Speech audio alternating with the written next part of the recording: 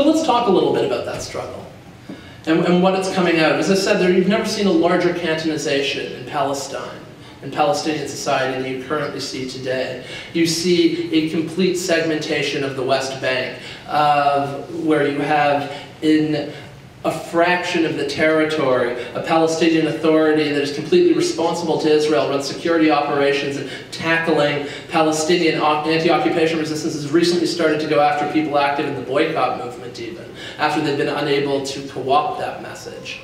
So you have a Palestinian Authority that is willing to basically run the Israeli fractures through the most densely parted parts of the West Bank. You have a segmentation of Palestinian villages in the border areas from the heart of Palestinian society and culture within the West Bank. And I haven't even gotten to the separation of Gaza and the refugees and Palestinian citizens of Israel yet.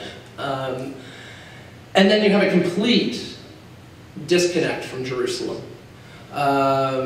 People who, for the most part, haven't gone since the Intifada, or haven't gone legally anyway, since the Second Intifada.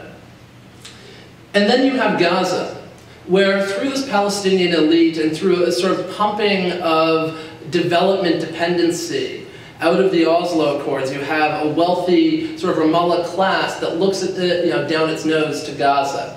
I mean, it looks at them as this sort of, I guess, seaside, overbaked,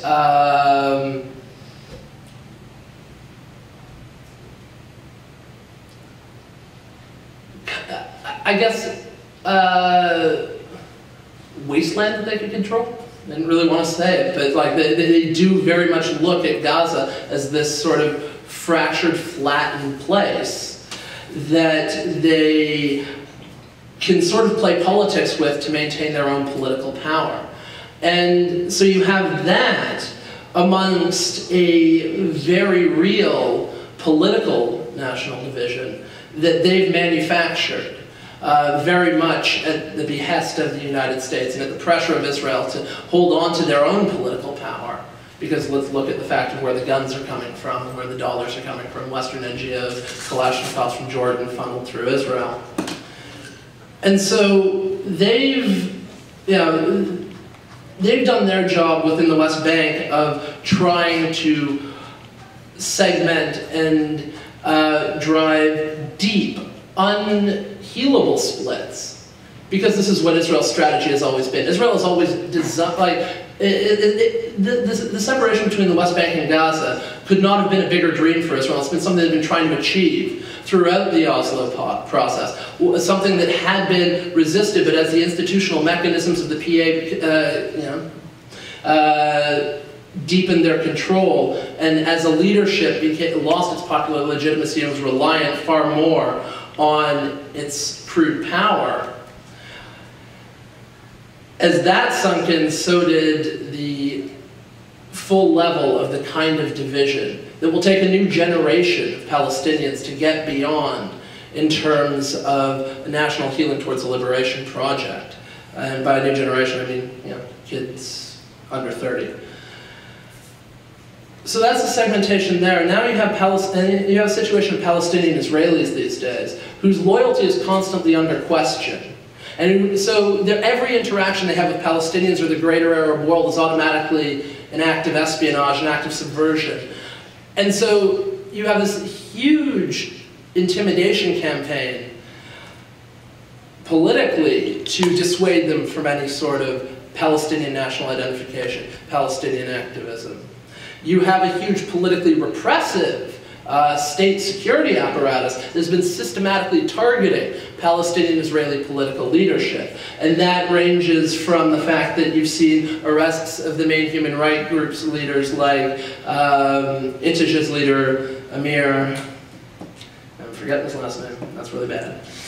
You saw the targeting of the Stop the Wall campaign of Jamal Juma, the leader of the organization, while they then arrested the youth coordinator. That's the basic network for the grassroots campaign fighting the wall along the border lines. You've had a reintroduction of ideas around loyalty. You've had a severely violent police response to Palestinian activism. And then most recently with the flotilla, you have calls for indictments of espionage and terror, and I think terrorism was one of them, against Knesset members who are Palestinian that went on the flotilla to interact with Palestinians in Gaza, which is especially ironic because I'm living in Jaffa, and 90% of Gaza's population, 90% of Jaffa in 1948 was sent down the river on boats, pushed into the sea, if you will, and sent down to Gaza. And so there's the natural family connection of Palestinians in Israel directly visiting relatives within Gaza, but that's a conception that Israel is not going to allow its Palestinian Israelis to hold, because if they conceive of people related within a national identity connected to Gaza, then they conceive of people within the West Bank, all of a sudden you have the shrugging off of the shackling of Israeli cantonization, new definitions of national. When Palestinian resistance has been strongest, it's when it's incorporated the majority of its population. And so what's highly interesting about that is that with the boycott movement, you're providing a direct dialogue between solidarity activists and the biggest portion of Palestinians. But what's interesting on the ground about it is that the boycott movement is becoming the framework and the form for joint struggle and for a future in the Middle East that both the radical Israelis and Palestinians unabashedly acknowledge as a Middle East without Zionism. It's a Middle East based on equal rights of all people. It's based on free interaction.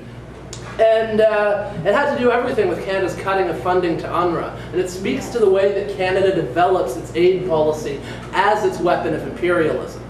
And what happened was, after the Gaza war, a year after the siege is raging, Canada decides it's going to cut its funding to UNRWA in Gaza, one of the few major institutions, an institution that the Israelis bombed.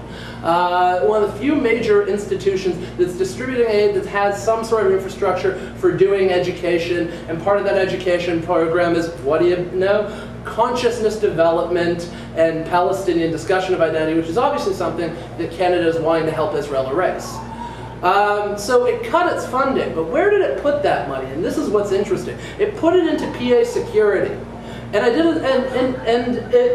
the PA security has been running a torture campaign, a well-exposed torture campaign, even in Vanity Fair as of 2 years ago, against any form of political opposition. As I pointed out, they've started to recently go after the boycott movement for incarceration, primarily Hamas activists that are in jail and some Islamic Jihad, but Palestinian leftists are getting rounded up. Anyone who's sort of posing a systematic threat to a maintained system of collaboration and apartheid, and a substantive threat to occupation that isn't within the PA's club, and class club at that.